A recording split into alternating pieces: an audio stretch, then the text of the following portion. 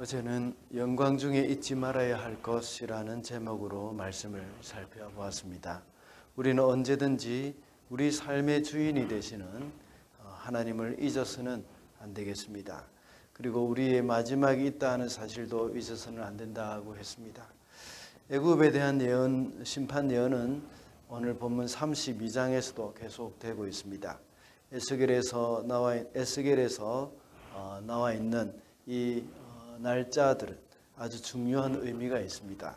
오늘 본문 1절에서도 역시 날짜가 나와 있습니다. 여기 보면 12년 동안 제12년 12째 달 초하루라고 나와 있습니다. 이날은 유대왕 여호야긴이 바벨론에 포로로 잡혀간 지 12해째가 되는 그런 날이고, 그 다음에 12해하고 12개월 첫 번째 날이 되는 그런 날이라는 겁니다. 예루살렘이 멸망한 지 이제 완전히 멸망한 지 1년 8개월이 되는 시점이었습니다. 이때는 또 예루살렘이 멸망했다는 그 소식이 에스겔에게 전해졌고, 에스겔과 함께 있는 그 바벨론의 포로 생활을 하고 있는 그 사람들에게 다 전해진 그 시점입니다. 이때는 어떤 일이 일어났는가 하면, 예루살렘이 멸망한 뒤에 유다에 남아있는 백성들이 애굽으로 다 도망갔던 그런 사건이 있었습니다. 그때에 예레미야도 역시 예레미야 선지자는 이스라엘 백성들에게, 남아있는 백성들에게 이 바벨론에게 항복하고 애굽으로 도망가면 안 된다고 했는데, 사람들은 이 예레미야까지 이제 붙잡아서 애굽까지 도망갔던 그런 일들이 있었습니다. 이런 가운데 에스겔은 유다 백성들이 의지하고 있는 그 애굽은 반드시 멸망하게 될 것이라는 소식을 전하게 되는 겁니다. 그래서 오늘은 하나님이 심판이 임한 땅이라는 제목으로 애굽이 얼마나 비참한 가운데 빠지게 되었는지 살펴보면서 교훈을 얻고자 합니다. 첫째로, 하나님의 심판이 임한 땅은 주의 나라가 자유를 얻게 됩니다. 4절 말씀을 보면, 땅바닥에 내던져지고 들판에 내동댕이 치겠다. 공중의 새를 데려다가 내 몸 위에 내려앉게 하며 온 땅의 들짐승이 너를 뜯어먹고 배부르게 하겠다. 애굽을 이 악으로 비유를 했었죠. 그런데 이제 그 악어가 땅바닥에 내던져지고 들판에 내동댕이 쳐진다는 그 말씀은 악어가 이제 죽음에 이르렀다는 것이죠. 이 악어는 물이 없으면 안 되는데, 물이 없이 이렇게 육지에 계속해서 오랫동안 있게 되면 이렇게 물기가 없어서 다 이렇게 말라 죽는 그런 가운데 있습니다. 그런데 악어가 그렇게 되어질 것이라는 겁니다. 이 말은 완전히 애굽이 멸망하게 될 것이라는 것을 말씀하고 있습니다. 그리고 이때 악어가 이렇게 들판에 내동댕이 칠 때에 공중의 새를 하나님이 데려다가 그 몸 위에 앉게 하고 온 땅의 들짐승들이 그를 뜯어먹게 할 것이다 하는 말씀을 합니다. 이 말은 나일강 주변에 있는 다른 나라들이 그동안 애굽의 압제 가운데 있었습니다. 그렇지만 이제 풀려나서 애굽이 독점하고 있는 나일강과 그 비옥한 토지, 또 자연이 주는 그 혜택을 누리게 될 것이라는 그런 말입니다.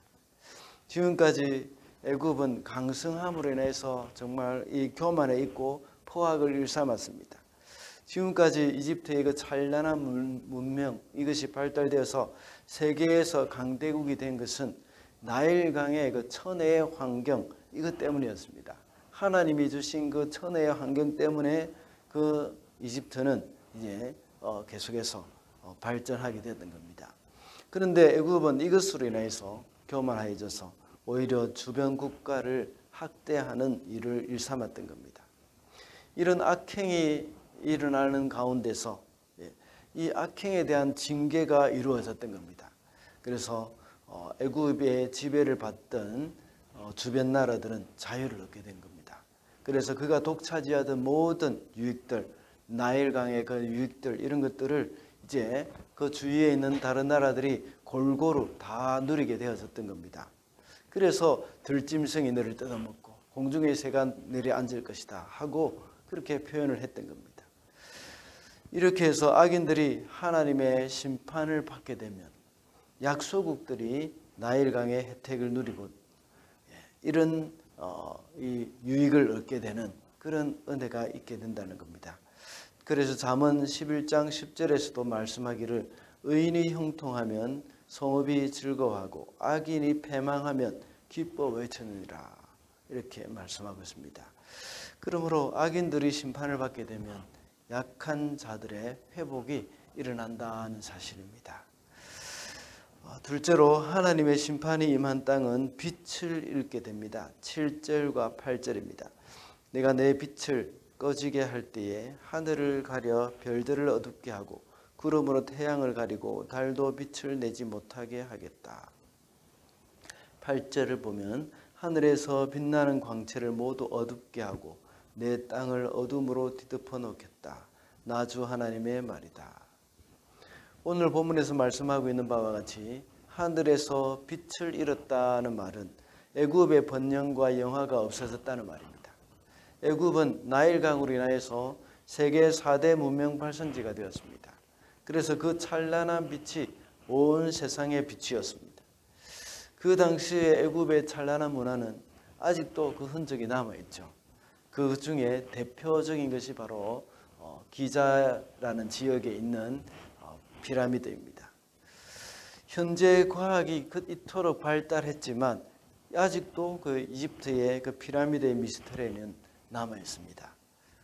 그런데 이런 이집트의 위대한 그 문명, 이것은 바로 하나님의 심판으로 인하여서 그 빛을 잃어버렸습니다.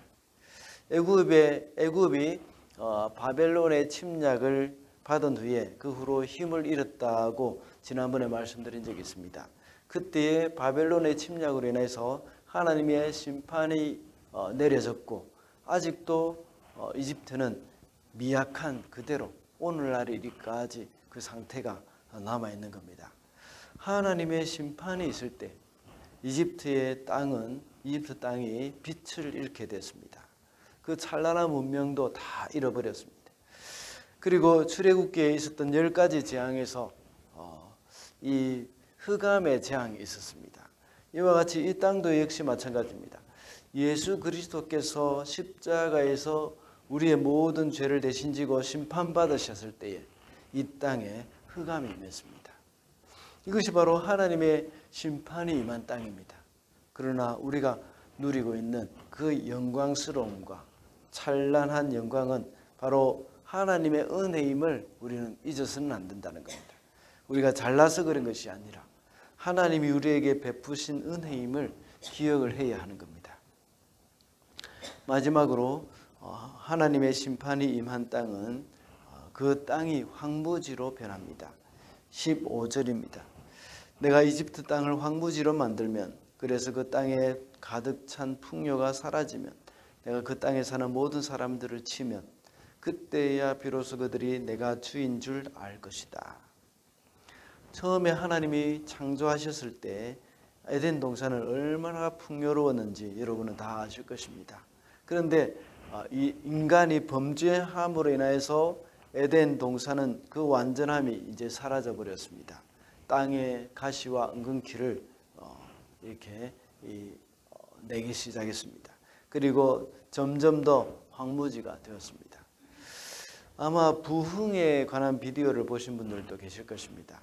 세계 곳곳에 큰 부흥이 일어난 곳은 그 땅이 얼마나 기름졌는지 어마어마한 수확이 있었고 그 농산물의 크기도 우리가 상상할 수 없을 만큼 큰 열매들이 맺혀져 있었습니다.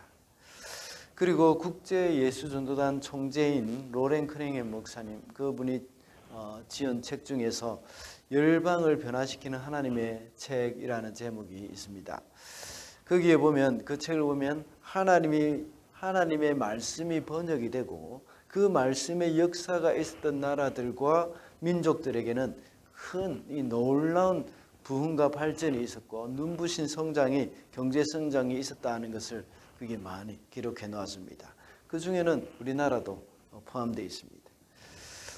그러나 반대로 하나님을 거역하고 심판이 임한 땅은 황폐해졌다는 기록들이 또 많이 있습니다.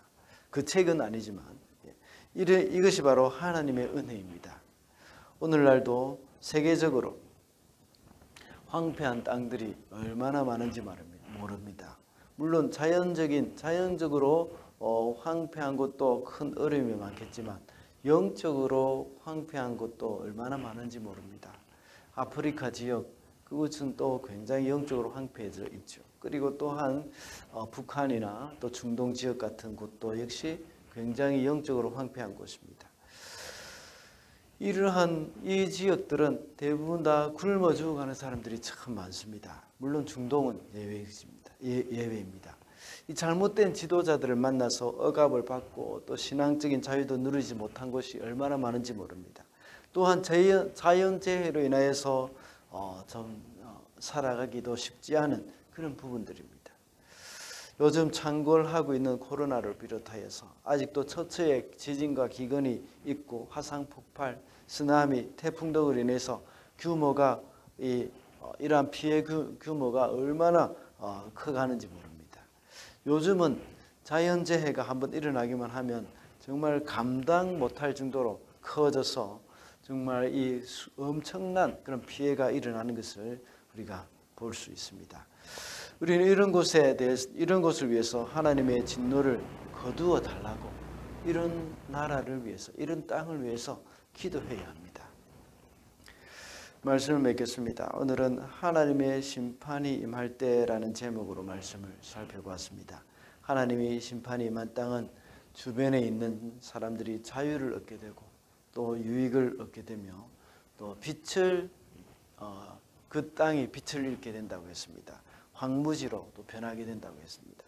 우리는 겸손하게 하나님을 높이며 살아야 하고 이런 심판을 겪고 있는 그 땅들을 위해서도 우리는 기도해야 하겠습니다.